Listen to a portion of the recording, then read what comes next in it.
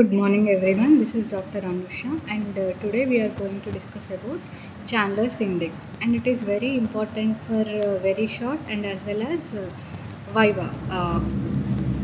And what is Chandler's index we will see. So Chandler's index will be seen in ankylostomiasis disease. So ankylostomiasis is nothing but infection of an individual with hookworms like Ankylostoma duodenale and Nectar americanus. And so when one person is infected with hookworms, then their stools, in the stools, hookworm eggs will be shed in the stools. So the stool sample we will take and examine for hookworm eggs. So this Chandler's index is an epidemiological tool to measure the intensity of hookworm infection in a community. So this is important.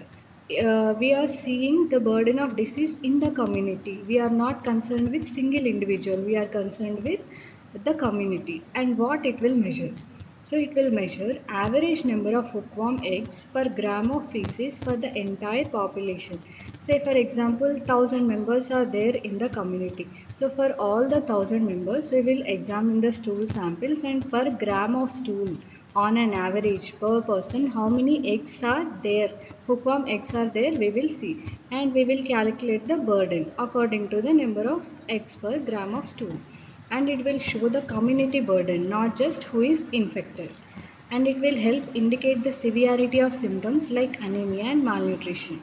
Why means this adult worms, they will stay in small intestine of a person, and it will rely on nutrition for the food what we are eating and our blood.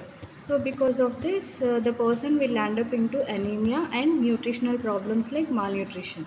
Especially children are affected because they are in growing stages. And how do we interpret? We will interpret by using cat-to-cats method. And if the number of eggs is less than 200 eggs per gram of the stools in the community, so then it is not much of significance. And if the number of eggs is 200 to 250 eggs per gram, then the community is in potential danger. And if the eggs are 250 to 300, then it is a minor public health problem. And if it is more than 300 eggs per gram of the stool, then it is important public health problem. Then if it is a public health problem, then mass treatment should be given. And what treatment we will give? As it is an helminthic infection, then we will give anti-helminthic drugs like albendazole, mebendazole, pyrantel palmiate, ivermectin. And because of this ankylostomiasis, the person will land up into anemia and malnutrition also. Then if the person is suffering from anemia, then iron folic acid will be given.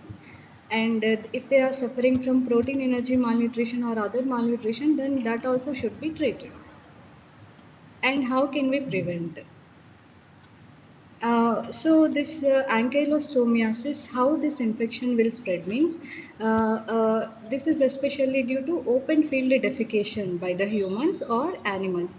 Then when the eggs are shed in stools, this eggs will mix up in the soil, and in the soil itself this eggs will be converted into rhabditiform larva, and this larva, when we are walking barefoot in the soil, then this larva can penetrate our skin and it will enter into the body, and it will go into the small intestine and it will turn into adult worm. So, and we should maintain hygiene, especially after defecation. So, not only cutaneous, but sometimes it can transmit through fecal-oral route after defecation if we are not washing our hands properly, and if we are eating this, eggs can go into the intestine orally also. So, we should maintain hygiene. And the second thing is proper disposal of human, dog, and cat feces. And controlling bookworm infection improves community health, not only individual health, but it will improve community health, and it will reduce anemia and its burden, and it will enhance growth and development, especially in children, and it will improve the productivity and quality of life. Thank you.